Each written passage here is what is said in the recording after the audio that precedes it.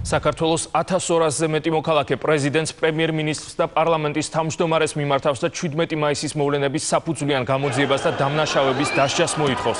წერილში ჩამოთვლილია სისხლის სამართლის კოდექსის 10 მუხლი, რომელიც მიმართვის ავტორების შეფასებით უხეშად დაირღვა კონტრაქციის მონაწილეთა მიერ.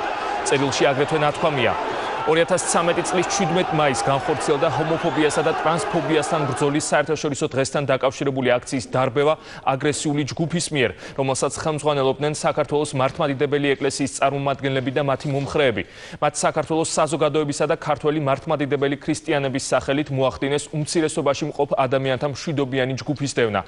ეს გახლდათ გალაშქრება არა მხოლოდ LGBT საზოგადოების, არამედ საქართველოს სახელმწიფოებრიობის წინააღმდეგაც, რადგან ამ ქმედებით ექსტრემისტულმა ჯგუფმა უგულებელყო საქართველოს კონსტიტუცია და კანონმდებლობა, დემოკრატიული სახელმწიფოებრიობის საფუძველი.